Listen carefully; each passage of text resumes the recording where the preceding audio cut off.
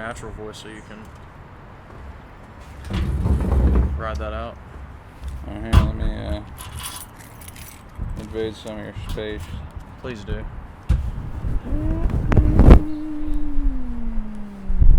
That's what's under there? Yep. 2 directional shotgun mics. I think they're right here.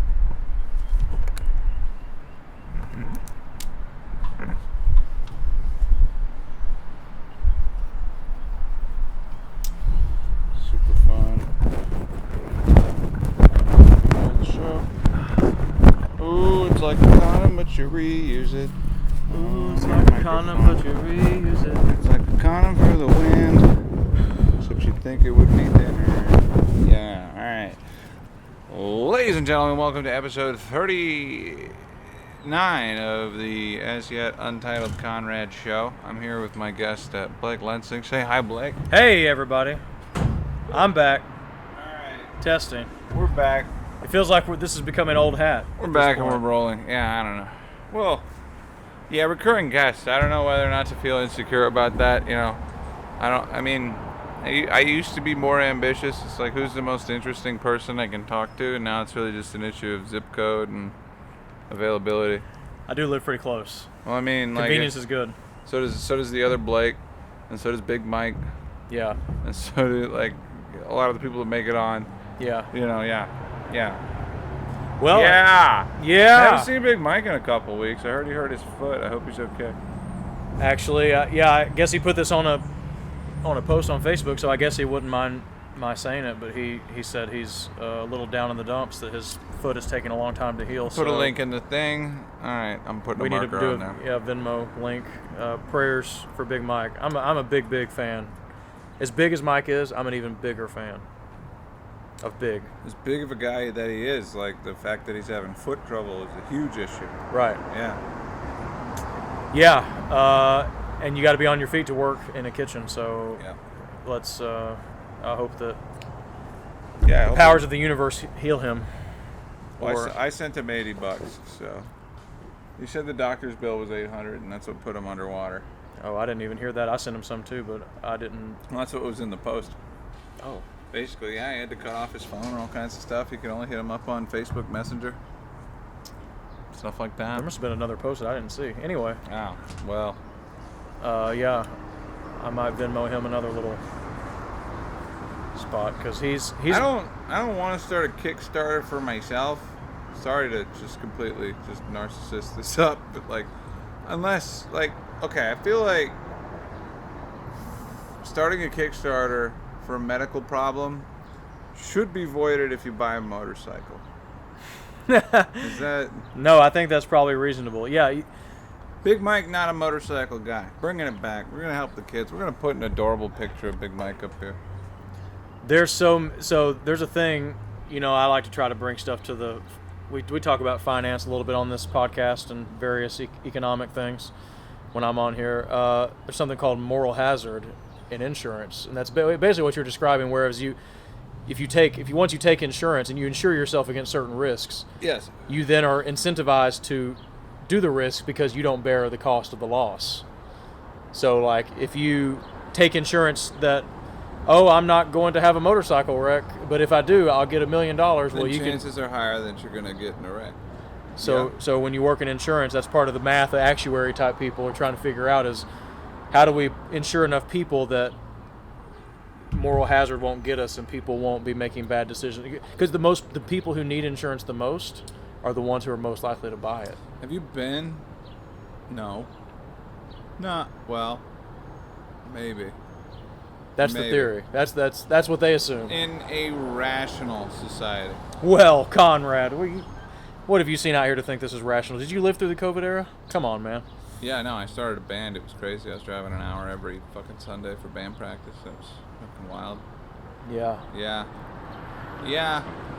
I don't know. I feel bad for not pursuing the music a little bit harder because, all of the effort that goes into just being at an open mic, hosting it. Not that I'm bitching about what I'm doing tonight, but, really just bitching about all the other stuff, the opportunity cost that comes with comedy. The fact that, I could sit in my room and practice and come up with something that I can use over and over and over again. Yes. And that the alternative to that comedy is like, I gotta drive to fucking Springfield to go impress 8 fucking people for no goddamn reason until like something happens, till Brian Callen flies into the wrong airport, and I happen to have time to drive him to, and I didn't. I was booked, but. Oh man. Well, no, I mean like any big like anytime anybody's like, I've turned down corporate gigs to like host the shit that I've been hosting for a long time. Right. People don't understand that, you know? I feel... Loyalty goes a long way. Well, I feel a certain amount of...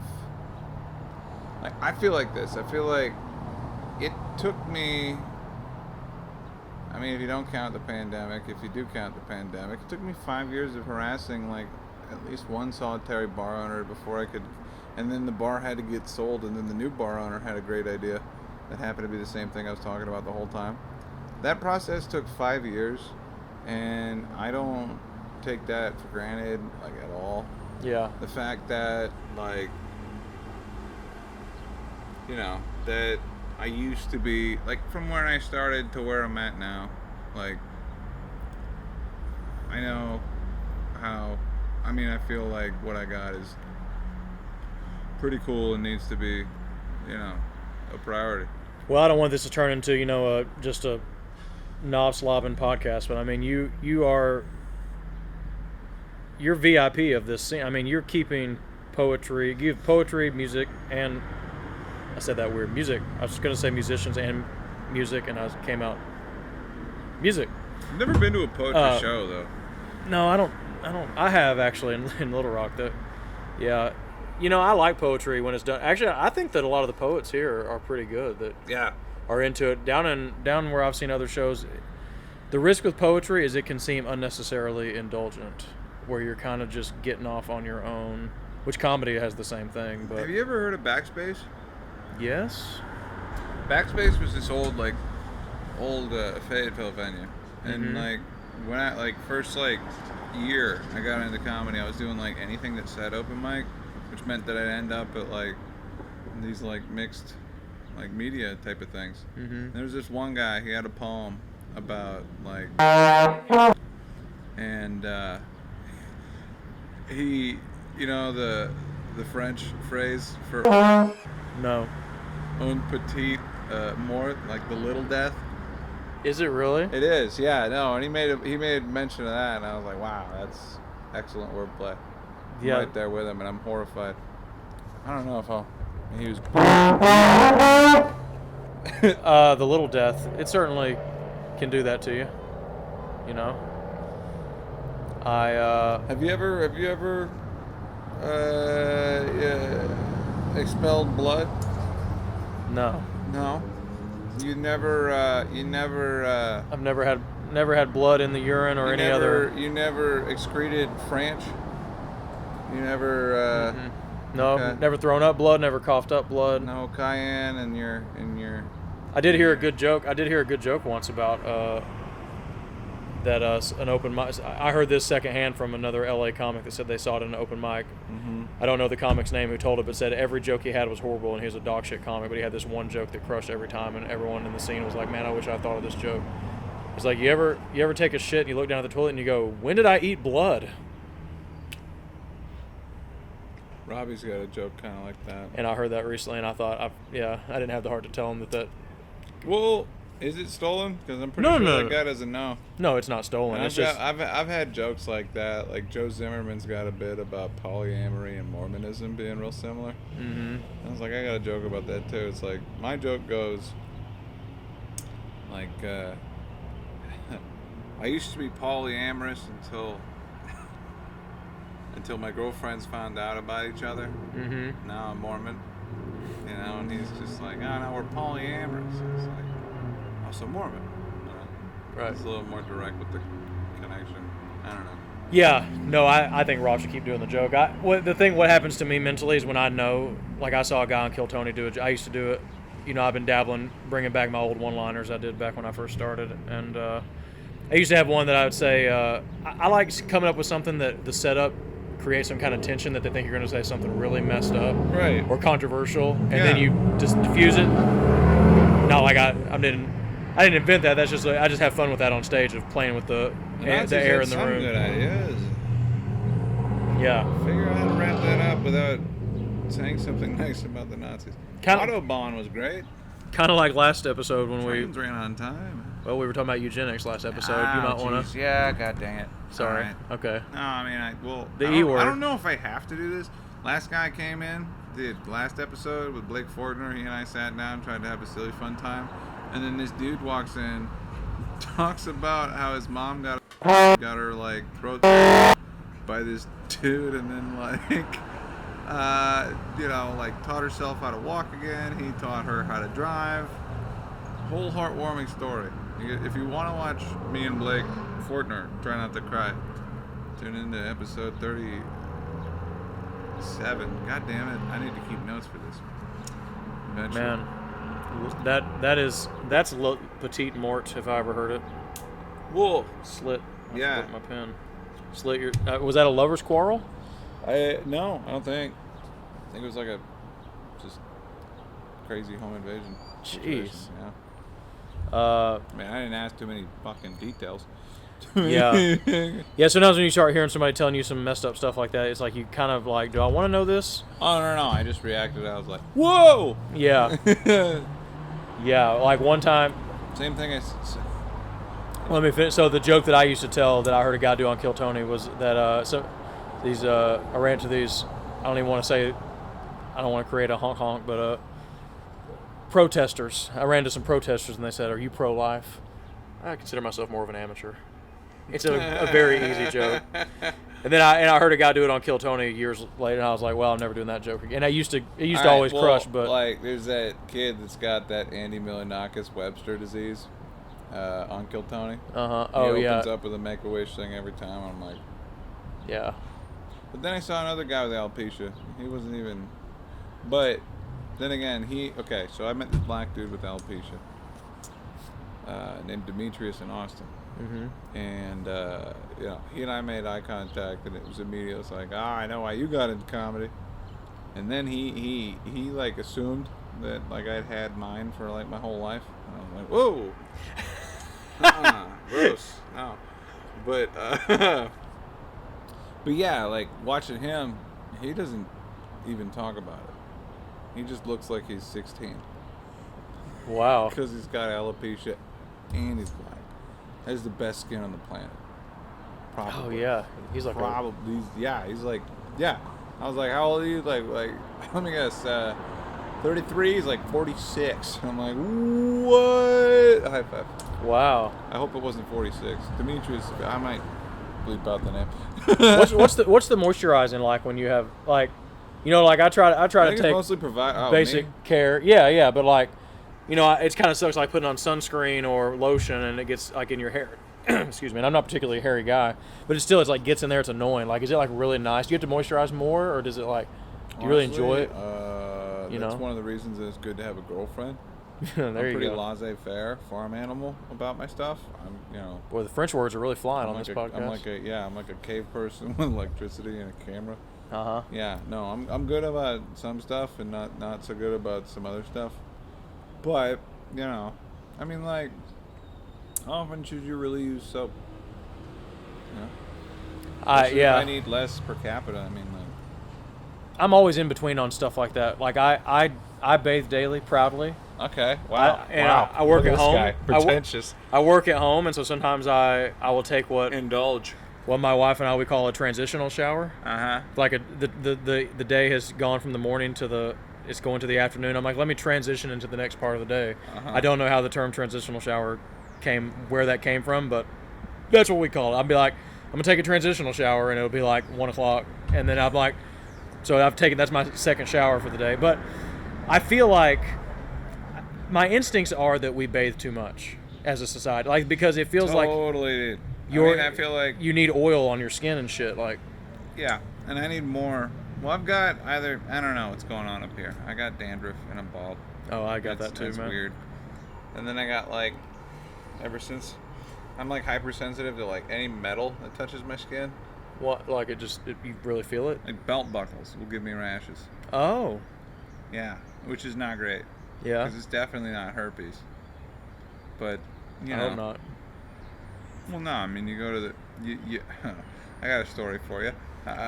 Going to urgent care without health insurance. Walk in there, ask how much anything costs. Nobody has any answers for you. All right? Mm-hmm. Now, like, smash cut to 30 minutes later, you're in for anywhere from $20 to $2,000. And some other guy who looks like you is, like, looking at a spot on your groin, which isn't... I mean, mine was... You know, it was pretty easy to identify or fixate on. You know, it's like, that's not herpes. Ingrown hair. Wait, I guess it can't be for you. Right. That's usually what it is when you don't. I digest it.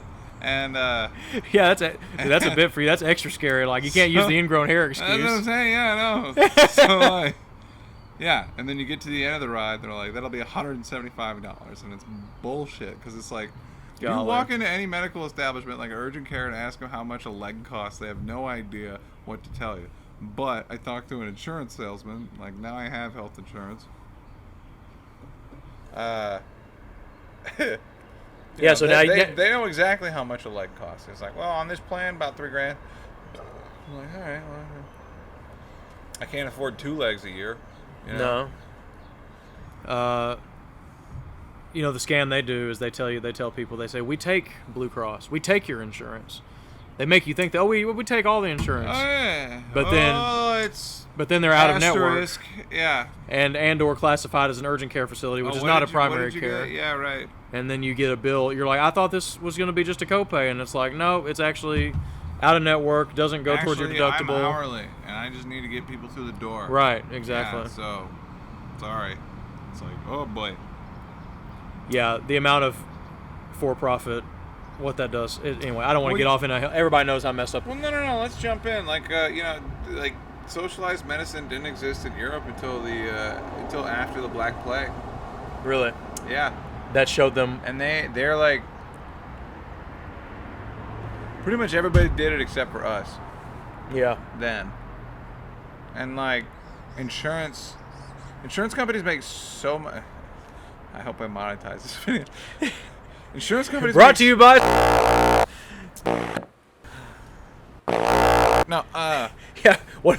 We could just start dropping sponsors. I'm gonna bleep all this, but yeah. But like, there are multiple companies that can afford to hire $1 million graphics team to develop an animated, an animated character for their business. Right. That conveys no information right. about the business at all. Right.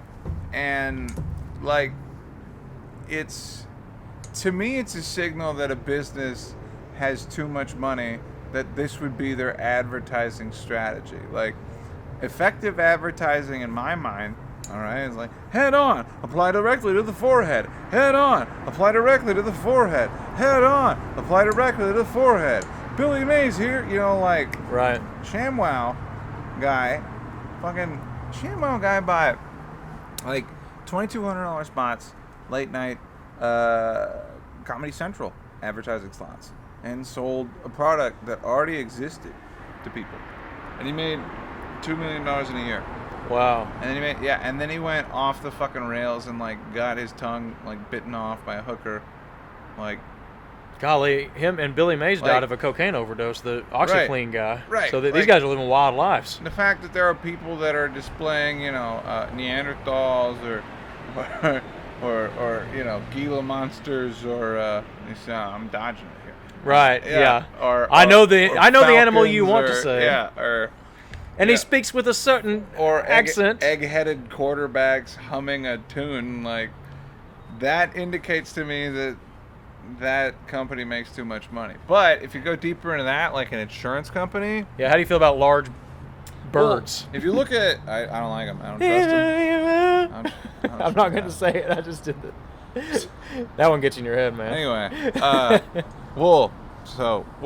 okay. So Warren Buffett would say that an insurance company is the purest capitalist endeavor.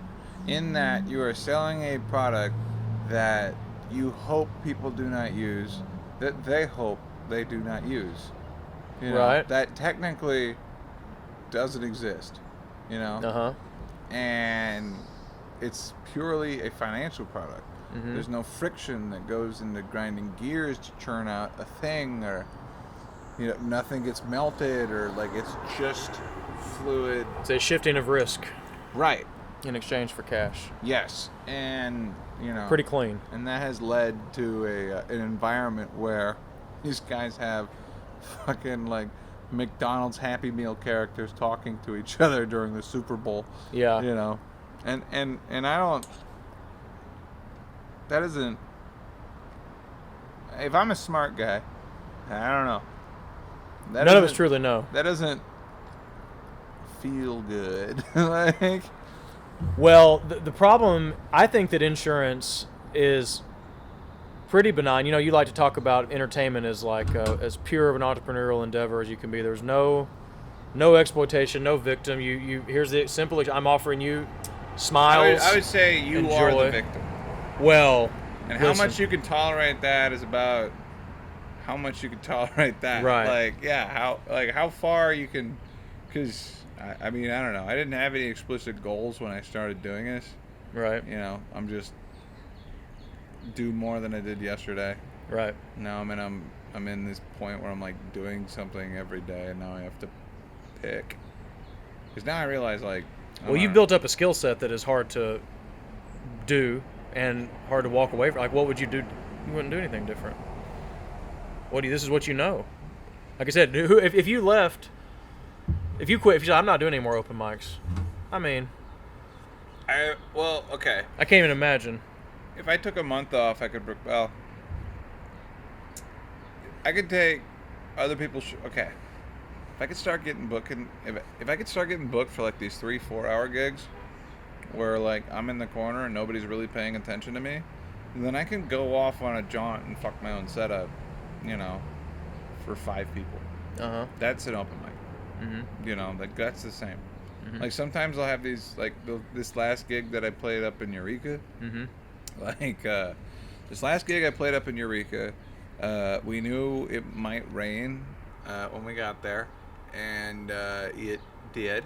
Mm-hmm. About half an hour in, and it started, and it was like a packed house, like packed. We probably had like 30-40 people. Wow. In a room that's That's a little cafe there that you've been doing? It's like a taller ceiling version. Same about floor plan as like Kava Bar, except the stage is way up here. It's built into the side of a hill because it's Eureka and the goats. Right. And families, kids.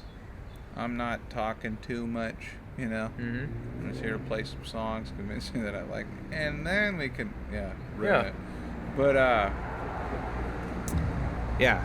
Yeah, so you felt, but you feel exploited at times, you feel like a victim sometimes whenever you're entertaining. Like, I mean, I guess you are giving yourself to the crowd in some.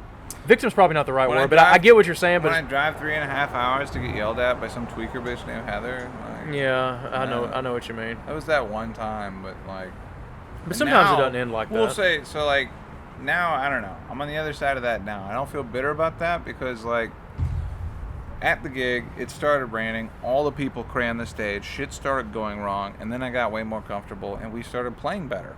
Yeah. And then it started raining harder, so I just put stuff up on stilts and did not touch the floor and raised my wires up off the ground, and everything's on stands, and leave that leaned against the tarp there in case the wind blows up and like. I'm glad you didn't get electrocuted, bro. Yeah, and there was literally like water flooding from like the back of the stage to the front of it.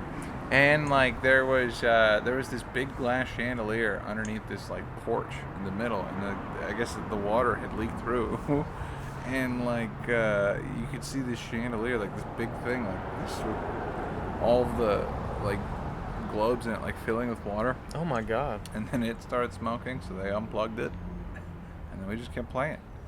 And there were 2 people that hung out for like the bulk of the set, like at least 3 hours. And another shot, please.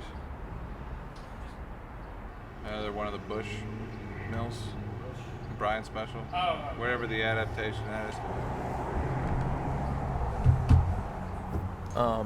And then I got to witness something that I don't get to see that often, which is something you get to see is like, okay, so a unique opportunity for me after like spending at least 5 years now, you know, according to Facebook memories, at least 5 years now of just doing like the regular ass like stand-up comedy, no gimmick type shit, to where I'm at now, where I'm trying to like figure out how to blend the two.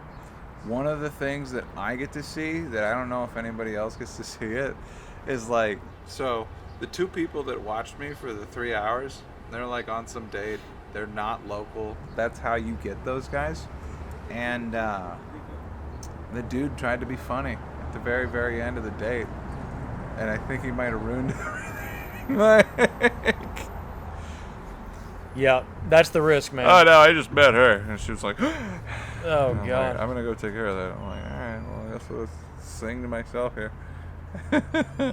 Yeah. It's wild how much, when you do comedy for this long, you take for granted being funny.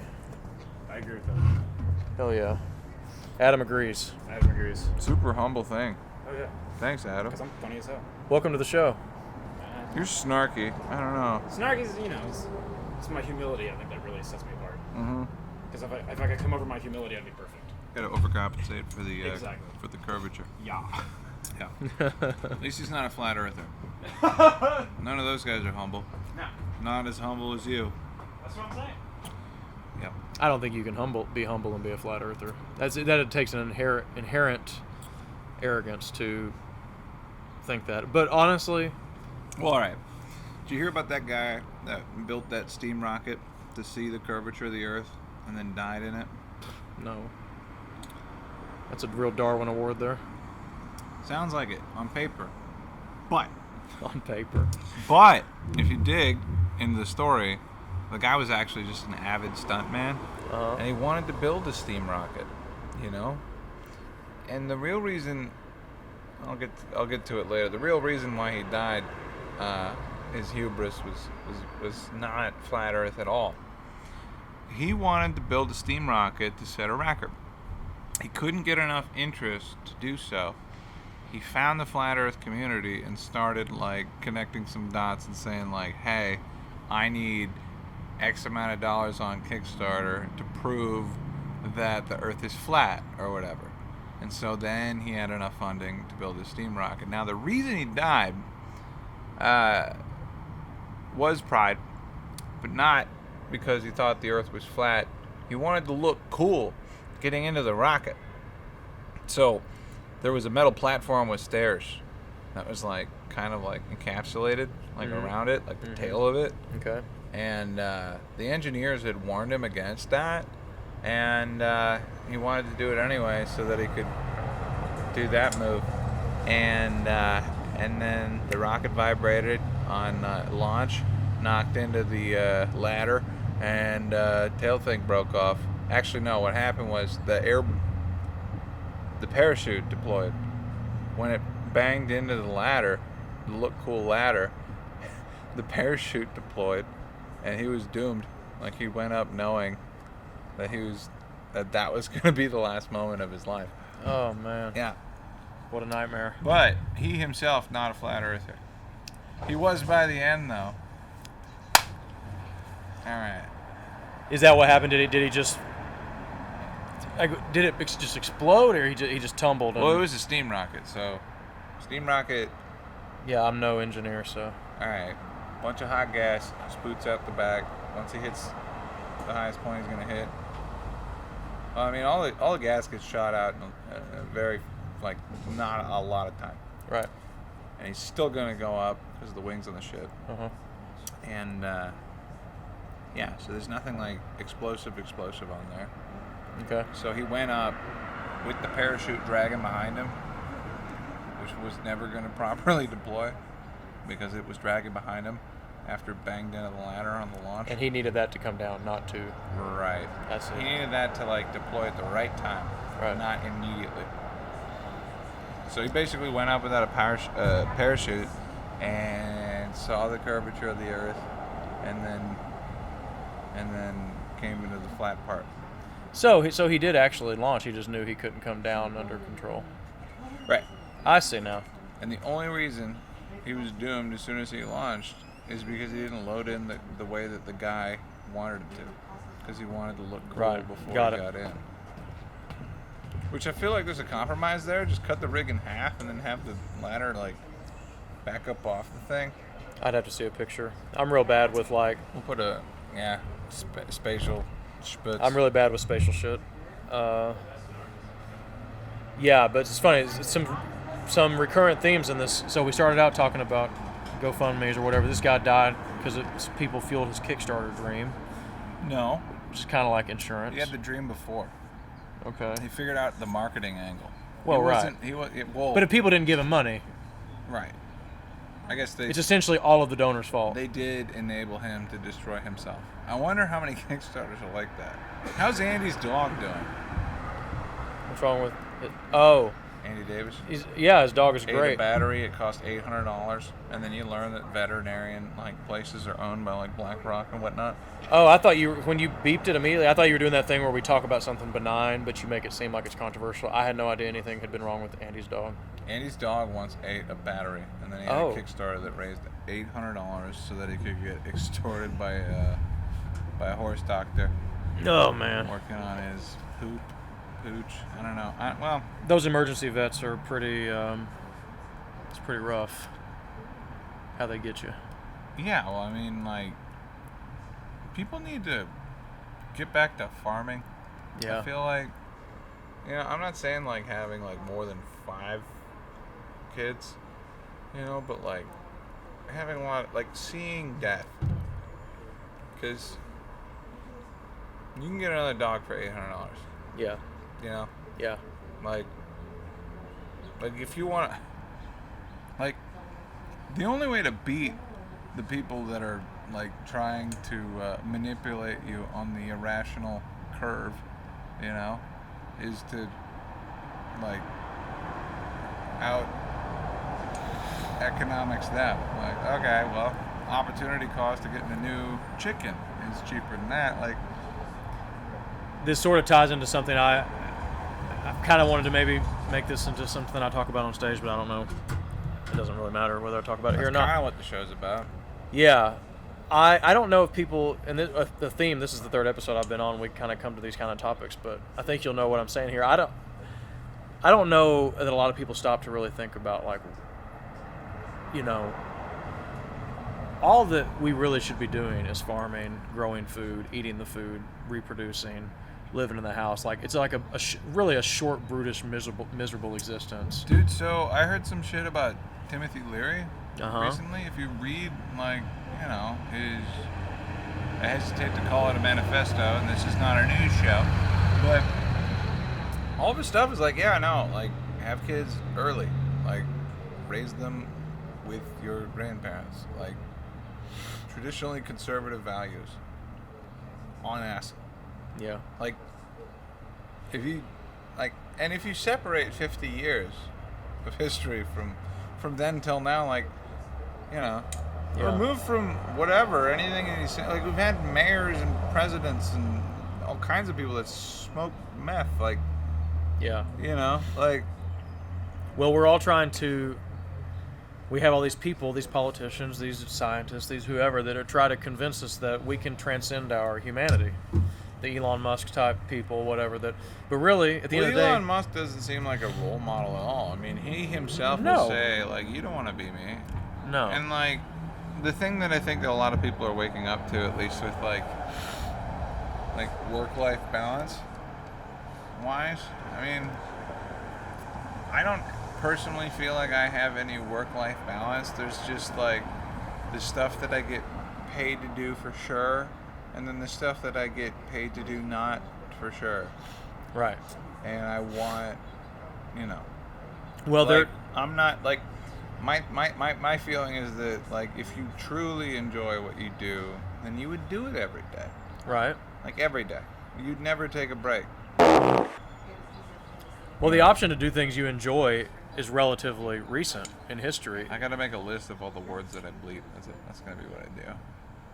Oh, like going. Oh, so you can make your editing faster. Yeah, and then I can control F on the thing. Here, this is our same notes from last time. If you need to write down on there. Well, there's 3 people that I think would be upset. Anyway, But we should all just be. Really, all we're designed to do is farm, and have sex and die. No. And no. Hunter-gatherers are made. The human mind is made to go find food and find their way home. That's why, like, people are way better at processing, like, spatial knowledge than they are at, like, the written word. You have to be taught how to read. But anybody who closes their eyes can, like, remember their childhood home. oh right. Unless they got something awful happen and they blocked it out after anyway. But No. I should not to change the subject. I should have taken an Allegra before my allergies. yeah. I don't know if it's gonna come over. You ever get the itchy throat and you're like try to scratch your own throat, the back of your tongue. God, So it's miserable. I don't know if it's alopecia, but like the allergies that fuck me up is like it's almost like I'll catch a sneeze, but I won't sneeze for like 5 minutes. I'll just get nauseous.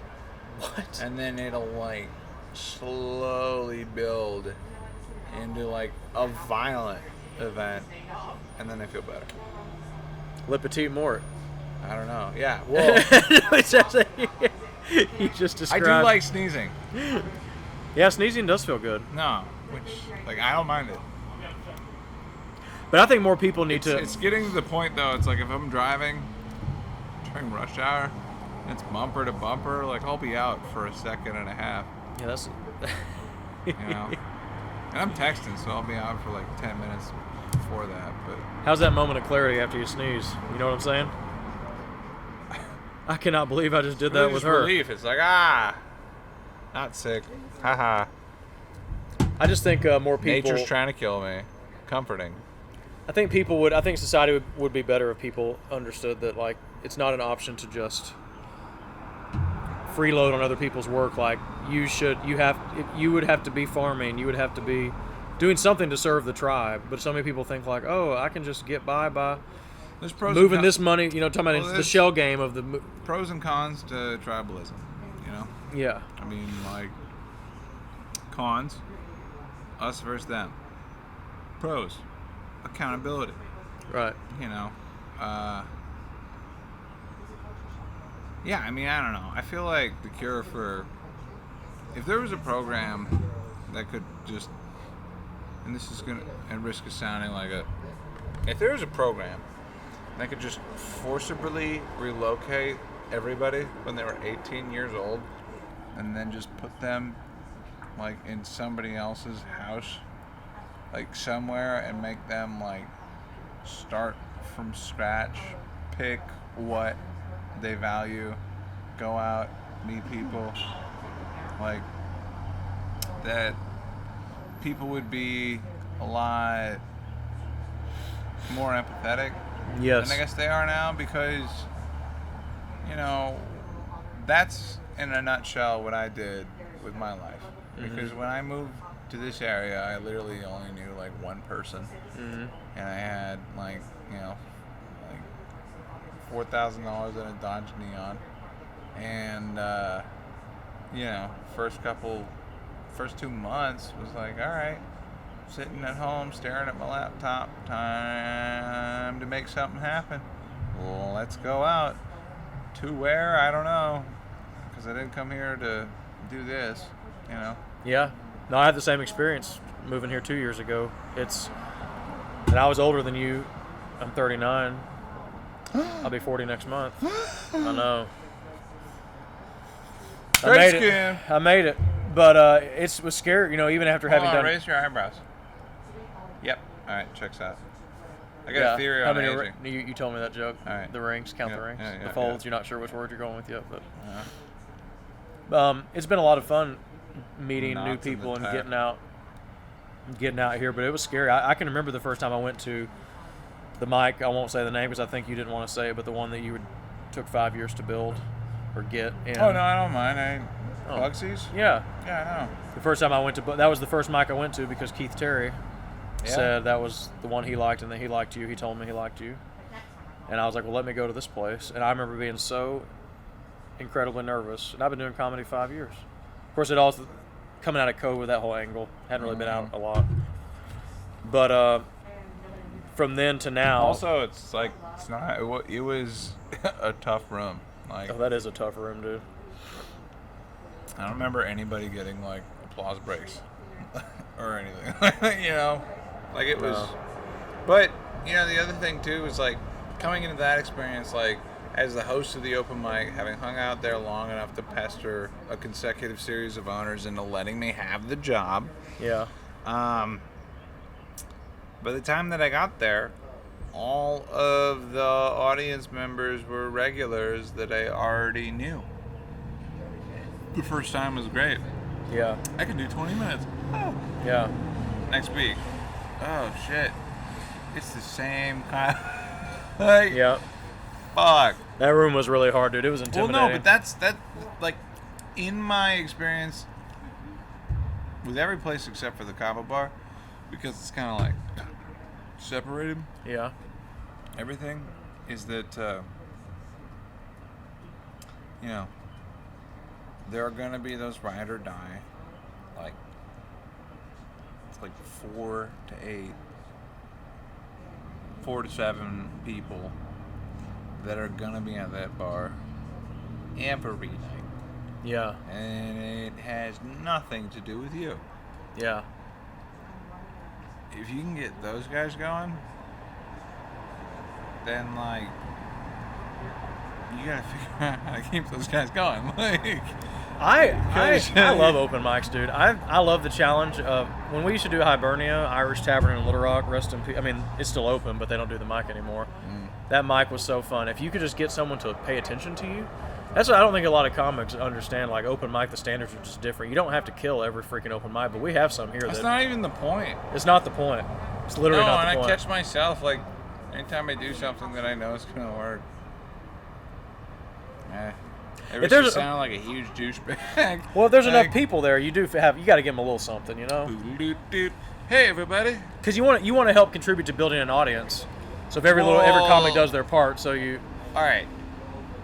As a producer, somebody who produces events, like, I acknowledge that, you know, even if it's not my thing, even if I don't like the person who is producing it, you know, or whatever, that, like, you know, I want more people to come enjoy it. Right. So that's the goal. You know, and now, you know, however many years in, like, I can actually, like, without having a freak out or whatever, like, look out into the crowd and count. I know him, I know them, I know them, I know that, I know that, I know that, I know them, I know them, I know that. All right, we got 11 comics, 2 civilians. You're right. Or, oh shit, it's 50-50. You know? Like, it does suck when there's a lot of comics because you're just really not sure what direction to go. Although the comics here are pretty nice about laughing. I feel like I know what direction to go. I mean, it's just like, well, I don't know. Well, if it's all comics, I'll just try new stuff. The one night I was thinking of in particular was like, so, you ever done the Night Owl? No. All right. So the Night Owl, you know D So Funny? Of course. All right. D So Funny puts on the Night Owl.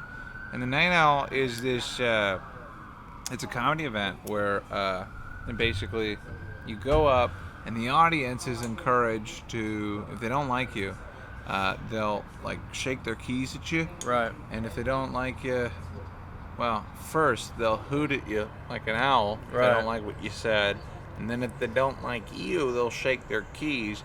And then when your time is up, DJ plays you off. Person in owl costume comes dancing onto the stage to get you out of there. Yeah. All right? Mm-hmm. First time I went there, You know, I am the hairless cat in the hat. Eat your pussy, bop, bop, bop. You know, crushes. I made it all the way to the end of the 5 minutes, and it's like Little Rock, and it's D so funny. It was a black show, Right. you know. And it's me in the winner's circle, first off stage with a bunch of dudes that are 6'4". Yeah. And yeah, it's dark, and yeah, I remember standing by the door and shaking everybody's hand, and there's winning the thing, and then there's half the people that left said I got robbed. And maybe it's my own self-esteem, but I felt like that was more of an accomplishment, more memorable than the other guy that got the trophy. Yeah. And the next time I came back, I showed up with my guitar. I'm like, I'm gonna be cute. Showed up extra early, plugged in my thing, asking the guy all kinds of goofy questions. Oh, what kind of stuff? And I can't visualize how a black crowd would and then I go with a guitar comic. Oh no, dude, I got fucked. I brought my girlfriend with too. Yeah. Oh, dude, it sucked. So I just pictured, but get that goofy ass shit out here. Just be real with us. I'm supposed to go first up, right? Yeah. And then D lets this chick on, before me, and she's an open micer. Uh-huh. Not yeah. How many years ago was this? 2, 3, maybe. Well, shit, no, probably a year and a half. Okay. I was still dating. Trying to think who it might be. Yeah. I don't know, lady, older, Okay. disheveled. She goes up there, eats a bag of shit. Everybody's really polite. D goes up there, says, "Hey guys, we really need you to participate." You know. Oh, so he encourages. Right. Right. So Right if you before don't like anything, da da da da. You know. Right. Right. And I fucked myself because I was testing out some new shit over at the all comic open mic. Hey everybody, I'm an unregistered sex offender, but I didn't need to tell you that. You can just tell. And I was doing that with guitar, and as soon as I said that, they said, it just immediately keys. Wow. But half of the room was laughing. Yeah, no, I had split the room on the first joke, and then I made it a minute in, 45 seconds in, got played off. It's tough giving the audience that much power. I'm just not. I think I would do that show just for the hell of it once, but just in general, I feel like audiences have too much power these days. I think that comics need to stick it to them. They're coming. They're expecting crowd work. They want to be part of the show. On the one hand, it's it's entertainment. Well, right. Sell it, get and make them happy. But on the other, I'm gonna delete this, but I talked to a really and right, and because I had the idea, and boop, boop. yeah, I've never been to a comedy show. That's so cool. Ba ba ba. You know. Yeah. There's this club. You can go there. You know. They'll tell you, here are the rules. You know. Don't heckle. What's heckling? Right. That's when you talk to the person. They don't want you to do that. I was like, no. You can get kicked out. Possibly. Yeah. So many people, a specific group, are seeing a specific person who makes, the crowd the show as much as, Are we talking about Rat Mife? Yeah. Okay. Rat Mife. Yeah. Yeah. Yeah. But, It's fine. well, okay, so, Well, the first person to do that was Heave Soft Tedder. Hoff Steve Tedder? Hoff Steve Tedder. Yes. Crushes Heckler. And then Well, made a career out of it. see, my takeaway is I want to market myself as the singer-songwriter that people are encouraged to yell at. Because, compared to, the next wagon wheel guy, Right. I can fire back Right. Like, actually. Well, to be honest, I actually don't get mad at most hecklers. Just here the other night, this group. By the way, shout out to the Northwest Arkansas group. I don't know what they call themselves, but they were at the Kava Bar show a couple weeks ago, and they were here. Too. They were fun. Oh yeah, those Mormons. Yeah. Yes. It might be. You never know where that'll lead. They're in denial. But, they started hollering at me right when I got on stage, and it's like, but overall. Oh, hey, by the way, was that the person to tell you about that before you brought it up on stage? Was it that the lady who yelled at me? Who yelled out? No, did I tell you about the group before? You saw them in action? Somebody did, because I knew when I went up there. All right. But I don't know if it was you, though. But you found out that night? Yeah, but they were at the Kava show a couple weeks before. Yes. Yes. But I can't I figure out if it was me. No. Cody told me. Oh. Well, motherfucker. Cody. I was feeling guilt because that motherfucker. He invited me to like their support group on Facebook, and and I have a girlfriend. I can't let anybody. And he was like, Conrad, why are you in here? And I was like, you invited me. Yeah. Like, you have a girlfriend. Yeah, I'm like, he's like, don't say anything. I was like, all right, dude, just keep bringing people to the shows. Right. Yeah. You're like, I'm just marketing here. No, I won't. Yeah, no, and that is our gentleman's agreement, is that I won't make a post about how tall I am or how my income or my breed of dog. Oh yeah, no, it's a romp, that group. I don't even want to think what goes on in a group like that. I mean, I missed that boat completely. Dating apps, singles group. I don't. Yeah. Anyway, it's not. They're not swingers. I don't think. I don't know. I think what it. Okay. Well, let's give these guys some credit. Let's say that your early 20s got delayed by 2 years. Why'd you go like Jersey? You got delayed by 2 years. By 2 years. Chicago. Oh, Chicago. Okay. Yeah. One of them. Well, I'm just saying, like, let's say. Vaguely Italian is what it sounded like. All I'm saying.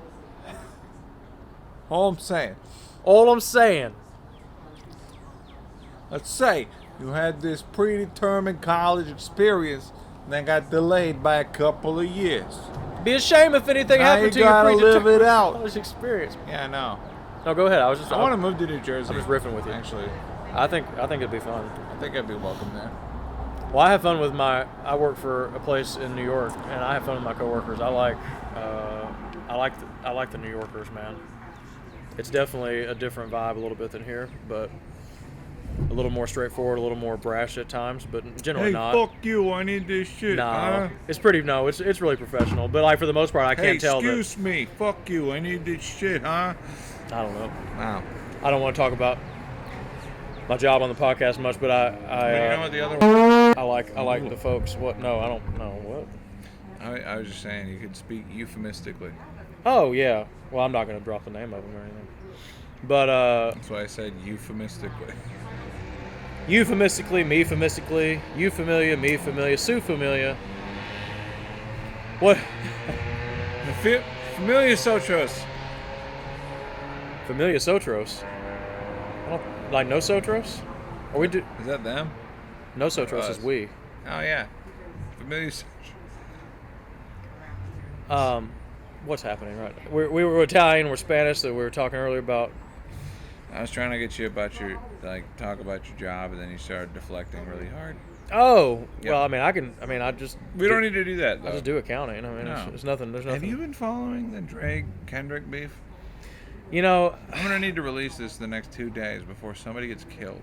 Yeah, I'm not really into that at all. I saw a meme that sums it up better than I ever could have. I'm not surprised. Yeah, well, and it's that the hip hop beefs are basically two grown men writing poems to each other. Not okay. Hold on. And shut the fuck up, Blake. All right, hold on. Shut up. Let's unpack that for a little minute because, like, let's go back. Please. Let's go back in time. Please. All right. Gangsters have been singing to one another for a very long time. All right. Frank Sinatra was like not a rapper in today's parlance, but could allegedly got people murdered I'm sure. for I don't know stuff. Hmm? You know, and this is like on par with that. You know, think about like birds. You know, Mm-hmm. they sing murder songs. You know, like, Crows especially. whoa. Bleep that out. I feel like if you bleep that out, people are gonna think I like said like I know. a slur. I know that's the fun part. I did, but I didn't. That's why you got, I gotta keep them on their toes. You're making me look bad. No, I gotta censor the parts that they want me to, and then the parts that they don't want me to, Right. or Right. that nobody asked them. You know. When you boop, you beep. When you beep, you bop. Oh, hey, you want me to be compliant? I'll be compliant. Anyway, I'm pretty sure the only thing you can't say is like. right those. Don't say those. I put Yeah, I don't have it. gratuitous markers down. I don't have any take on the. I don't know. I don't know the. I don't know. There is an art to the whole thing, I guess, but like now that someone has been shot, it's not fun anymore. But I haven't listened to any of it. I haven't like literally listened to any of the diss tracks. I don't give a shit.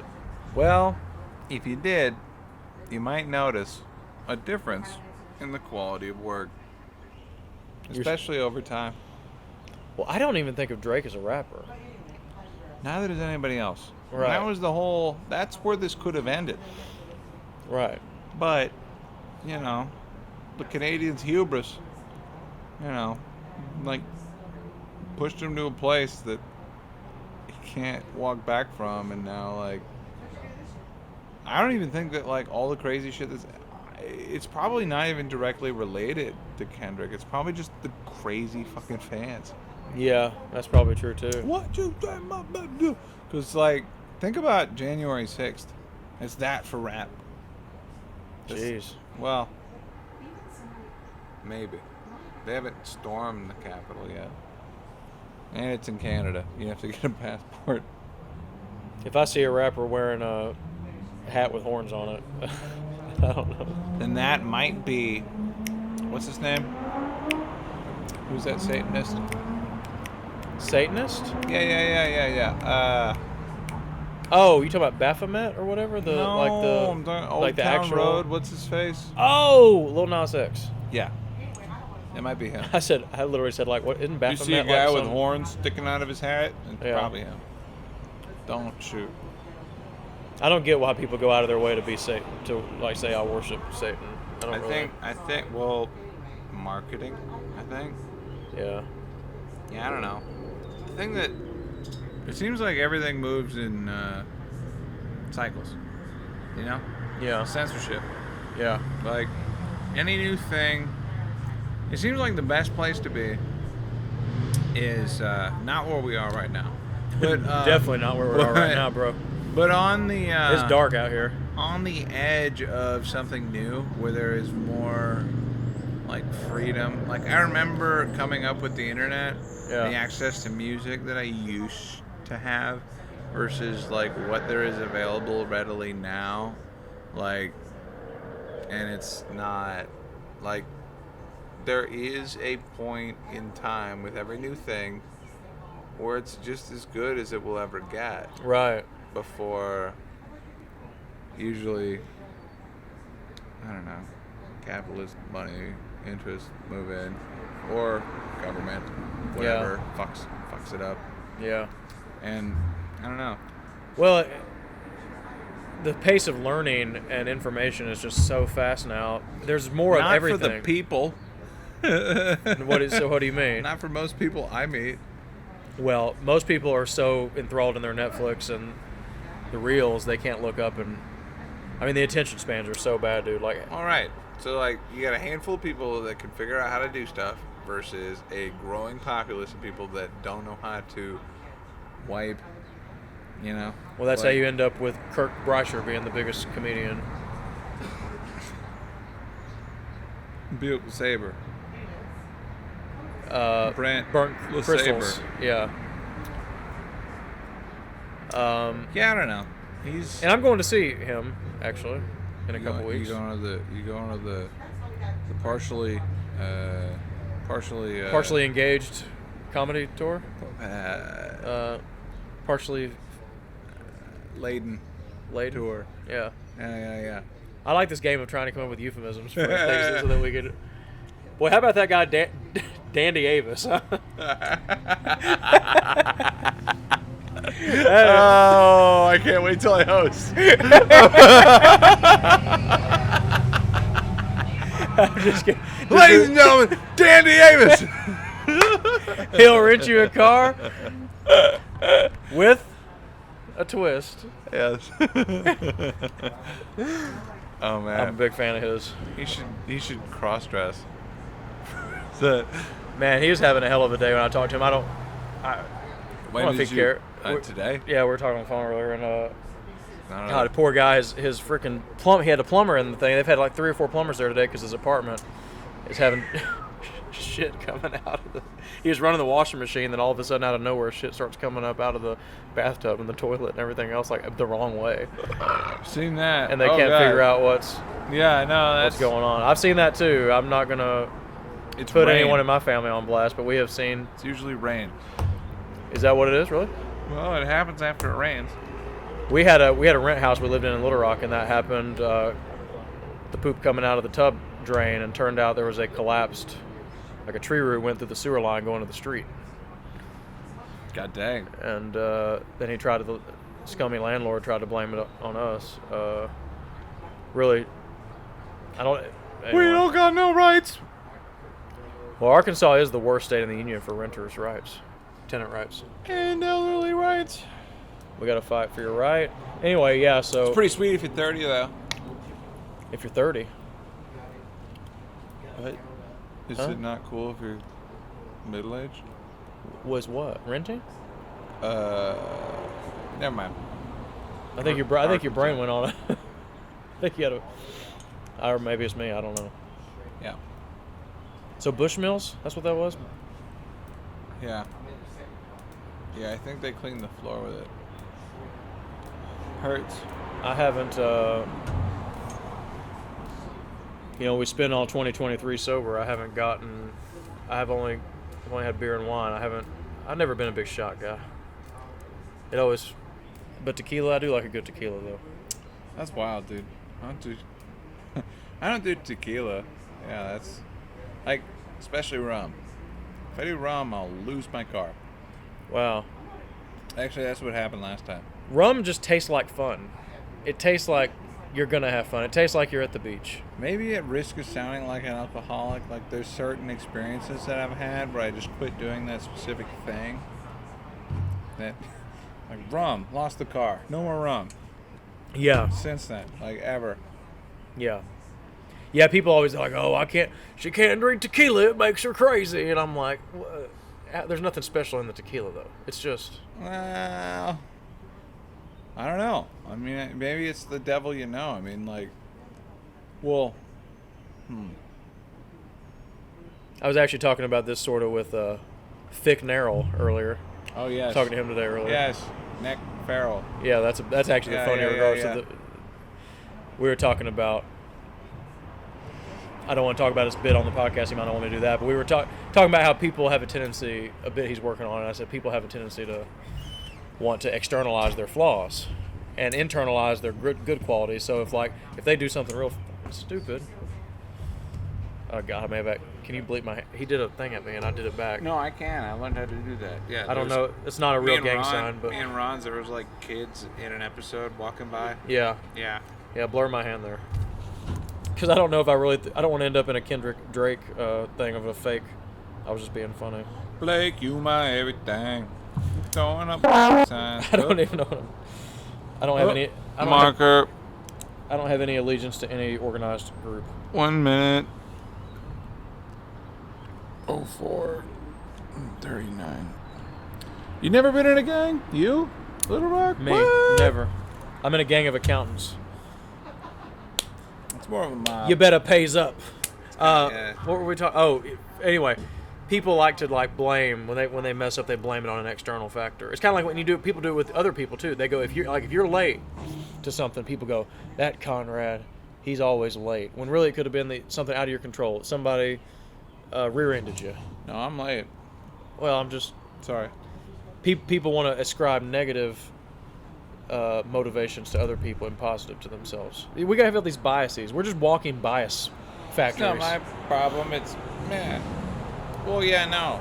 Actually, Rationalization and biases. one of the best things, okay, and you see it with, like, okay, let's talk about open mic. It's obvious, right? Mm-hmm. If you get up on stage and you do poorly, nobody reacts, you get booed off, stuff gets thrown at you, the law school students chew your ass for 20 minutes after your set, before your next one, that is an indication that you might have not pleased everybody Right. that night. Now you can either, like, walk away feeling like they don't know what they're talking about, Right. or, and I've been guilty of both, but, you know, or, like, show up next week, listen, do something different, like, Sometimes it is the crowd. It's hard. Or in the early days of comedy, it's hard to know. You just don't have any data points. You're really up there just guessing. no, and that's why, like, watch people who are less than X amount of time blame the crowd. Like, anytime I'm up there, especially if it's like a dead night, I don't know, usually it's like a lead with the best joke that I have to see how loud the room can get, and then gauge how much success I have after that, Yeah. so that I don't want to kill myself, Right. you know? Oh, fuck this crowd. No, I mean, like, maybe everybody's on Ritalin. Right. You Like, never know what somebody's. Antidepressants. Maybe that's as much noise as they can physically make. Like, When you get past the point where you realize that nobody owes you anything when you're up there, then it becomes a lot more fun and it's a lot more freeing. Early days, I remember I used to just get so. I'd be up there, and if it wasn't going well, I would get so angry internally, and I could not hide it. My wife would tell me, she'd be like, if it wasn't for her being brutally honest with me over the years, I don't know how I would have ever gotten better, because she could keep it 100% real with me. She will tell me, like, hey, you're getting really dumb. yeah, you're not. She's like, that wasn't good. You seemed pissed off. You seemed like whatever. And you got to have somebody in your corner and give you honest feedback. That's one thing I don't like about comedy culture now versus like New York, like Patrice O'Neill type days, which you know, not enough like roasting of each other. Let me tell you. You know? Well, all right. Joe Means has been on me like, you need to be more yourself, and I appreciate that. I feel like I can't escape myself. Well, none of us. Well, like, That's what drugs are for, Conrad. I know, and I'm always on them. And, like, one of the things that... Okay, so I'll tell you a story. Like, once upon a time, I drive to Tulsa. It's like an hour and a half from here, maybe an hour from wherever I was at, on a Tuesday. You know, expecting to get 5 minutes in a different environment, trying to, you know, like, expose my stuff to different people, see how it, you know. Expose your... You might want to bleep that. Yeah. Expose myself. Show my... Yeah. I'm trying to produce your show for you here. Talk about my dick to other people. And That's what. That's the whole reason I got into comedy. To be honest. Well, I was like, I've been in this relationship since I'm 15. I want to share. but I remember I drove way out of my way on a Tuesday. Uh-huh. And, like, I showed up, and there was so many people that were there to sign up that everybody got less time, 4 minutes instead of 5. And then I was doing some new material because I wanted to have big balls, you know. And then I got scared because of how vulnerable I got on stage, and then I quit, bowed out at minute 3. And then I drove home for an hour and a half listening to the 3-minute tape, thinking about, like, what I could have done differently. Yeah. You know, because nobody hates me more than me. You know, that's my privilege. Yeah. You know, Isn't it so weird how you have to just feel that, walk through the fire and go through that to. Guess what? I never did again. You know. Yeah. Yeah. Like I took my time. I didn't go over, which is a different fucking thing. Oh God, no, dude. When I went to that comedy camp, like they did a showcase for all the for all the fucking people that paid all that money to go to see it or do it, whatever. Like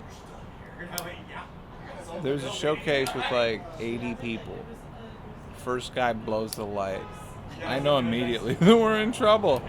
Yeah. Everybody's just lying to each other about how much experience they have. Nobody knows what the fucking light is. For one, it's tricky because you're at the Hollywood Improv, and they got spots, you know, like big old rail on the back. You of can't the see ceiling, shit. And then the red light is just under that. And unless you've been for the last 90 minutes, 2 hours, 4 hours, 5 hours, like staring at that fucking, like watching everybody just fucking blow it, you know, you're not gonna see it. Right. So, and that was a crazy set 'cause it was like, you know, a couple weeks before that, I went to the in Tulsa. Mm-hmm. Hey guys, Man, cool that's a fun club, man. Hey guys, cool snake. You know, I showed up for the open mic. I'm like, hey, where do I plug my guitar? And they're like, we don't do musical acts here. I'm like, oh, well, I'm not gonna play a fucking song. I know it's a comedy club. I'm just asking if I can plug my thing in. You know, and so that you're telling me they wouldn't let this name I we can't don't reverse. do musical acts. They wouldn't book.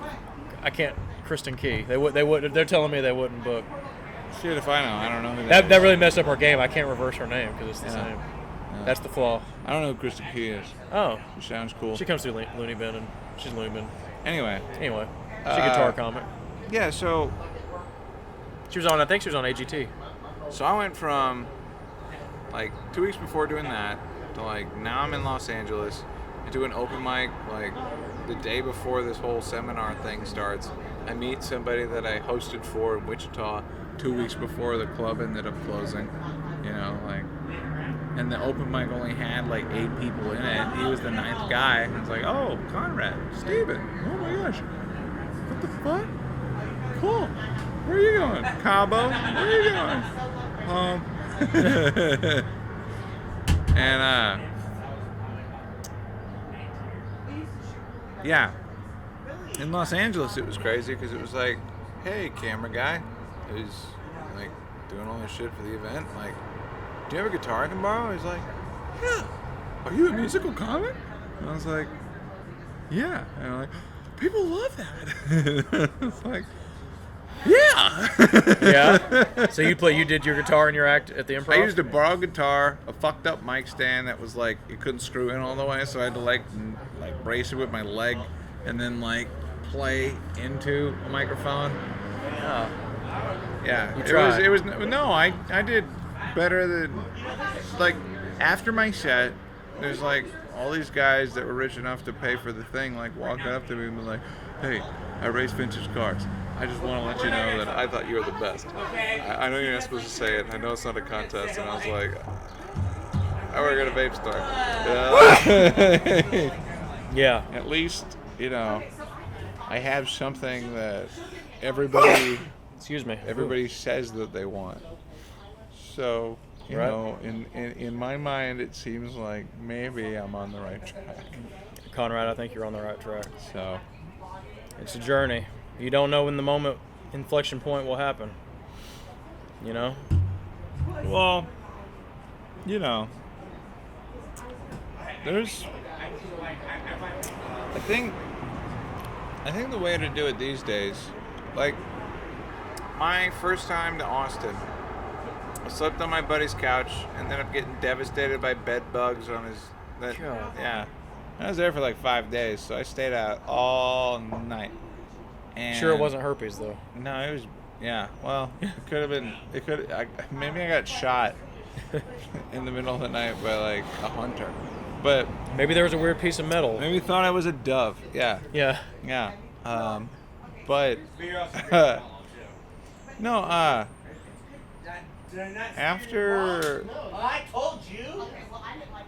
going there and coming back, it's like I think when I went there, Oliver Anthony was playing a concert at Joe Rogan at the Mothership, Uh-huh.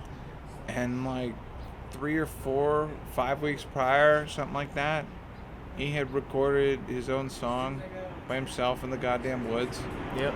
talking about People like me. yeah, right. People like you. And if that's, if that's a quicker path into the room that I want to get to, then like going there and suffering, like, I mean, I don't know. You know what's hard about? I don't know anything about that guy. But we live in an age now. It's hard. There's a lot of people pursuing various avenues of expression and trying to make it, trying to go viral, trying to do this and that. There's a lot of what the astroturfing going on. A lot of fake, like a lot of industry money that you don't know about. A lot of backing of financial. A lot of people knowing people. Things. You ever heard the dead internet theory? That like the internet is so. Like originally it was organic and fun and whatever, but it's been so co-opted by big money and corporate interests that essentially everything you see is a psyop. Like, Yeah. it's just it's actually very few players controlling a lot of the content. Like, you're not going to probably pop off the algorithm organically for most people. You got to know somebody and they give you a little nudge. And if you say something they don't like, they nudge you back down. So we have people that get lulled into thinking, oh, they look like me. They're just a kid unboxing toys or whatever it is. I'm talking like all of a sudden. And then they think, that could be me. Let me just do what they're doing, and I'll go viral too, and I can make a career, and I can be an influencer. That's like the dream. Kids I want to grow up and be an influencer. Now, you don't understand, honey. Your dad has to know somebody or whatever the hell. I'm sure there are people that make it organically in cases, and that goes for comedy. There's some people that I'm convinced did not pop in comedy from their own ability, and they did it because it's not a meritocracy fully, as much as we want to believe it is. My experience is that I'm usually, and this has nothing to do with meritocracy, it's that usually the people that get pushed forward so far, in my experience, are not only the people that you wouldn't expect, but like, I don't know. And maybe this is just me like too wrapped up in my own ego, but like, the people that I know the best right now that are killing it monetarily based on talking into a microphone that aren't motivational speakers. I I know one of the people you're thinking of. You don't have to even say the name. I know who you're thinking of. Yeah. And I mean, like, I don't know. Who am I to talk shit? They can laugh their way all the way to the bank, and maybe I'm the asshole. But I see people that will get booked and be not as funny as other people that don't get booked, and it's I don't know. I don't know how to explain it other than I think we talked about this on the last episode. We're in a battle of values out here, and to me, with comedy, the value is truth, funny, with a side of it informative or maybe enlightening that makes people feel less alone, like togetherness, camaraderie in a room with other humans. But some people, when the main value is the money, to me, you do what you love and you speak truth and you have faith that God will deliver you whatever you need if you serve truth. But some people just say they just want to get money, and they say generic ass shit on stage and don't be offensive, and they say it in a certain way, and it tells you that it's funny, and you're supposed to laugh. Easy on the table. Sorry. You ever listen to? And then people go, they're like, "Am I having a good time? Well, I guess I am. Give me another drink." And then nobody left pissed, so I guess we accomplished our goal. Yeah, I don't know if you ever listen to like from the '80s, and I know that like comedy ages like milk. Yeah, it's bad. It's tough. And maybe he was like setting up the, the stereotypes that everybody else followed, but it doesn't seem like, I don't know. Like when you listen to like, When you listen to Richard Pryor, you know, on vinyl, like, what was his first one? He opens up, my mom I don't know his was a word. prostitute and I lived in a brothel. Wow. That's the open. You're like, whoa. Like, woo. And then you listen to that, and maybe it's like, maybe it's a indictment of, human behavior so far, but like all the themes that he's talking about, racism and all that, still apply now. Yeah. And it was like, a long time ago, decades. The difference back then is when you open up with a line like that, you say something, people had not heard a lot of talk like that publicly before. Now, because of social media, and everyone is so extreme in their statements, it's almost more cool to dial it back. So You know what I'm saying? Yeah. To have a secret. I like to be like I've got a secret. You know, if you watch me on stage, I'm kind of looking at people. I'm kind of like, and I'm like messing with them. I'm like, yeah, I got something I'm gonna say. Especially lately with the guitar act, I like to kind of make it seem like I'm not telling you everything, but if you stick around, maybe I'll tell you more. Whereas it used to be you could just be in your face. Eddie Murphy, Richard, big. Tell me what your strategy is when you're doing comedy and playing songs, because it seems like from the outside in, looks like you're just doing regular writing.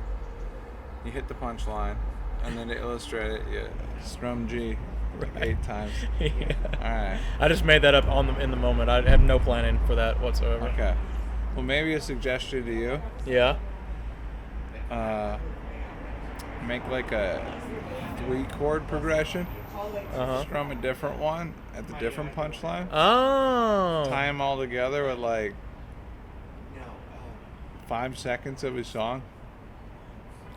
Okay. Why you don't file Yeah.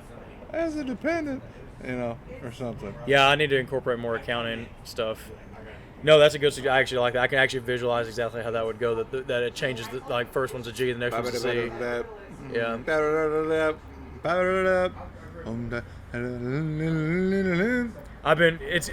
It's a whole new creative thing. My brain is. Just today. I wrote some new ideas for, like that bit I did last night about you want to hear my cat's favorite song, and my wife's favorite song is the same. So, like, it's been fun to have a different. Like, I'm having the most fun that I've had in a long time. There's a guy in Tulsa, Peter Bedgood. He'll get up on stage with the guitar sometimes. Yeah. He made me laugh. He'd be like,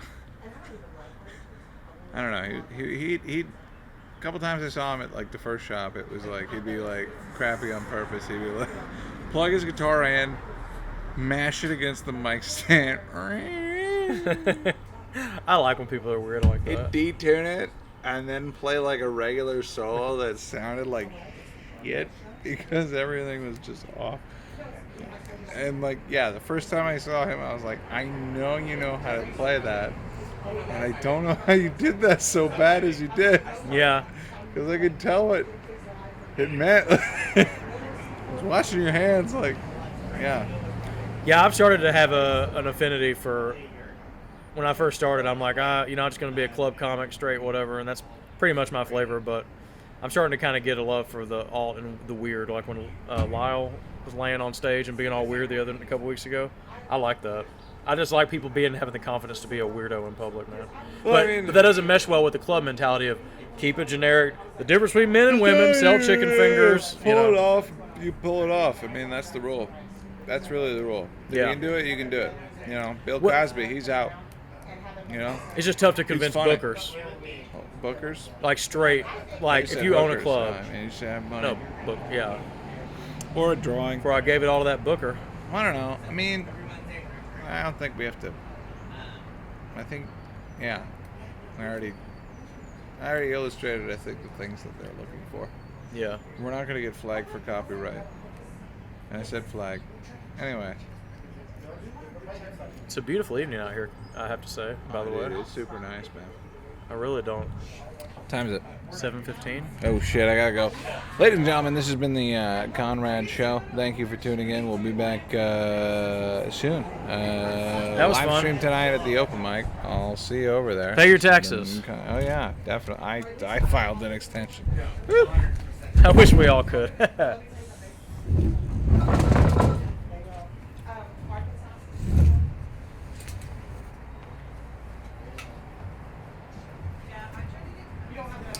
first time we did this, I was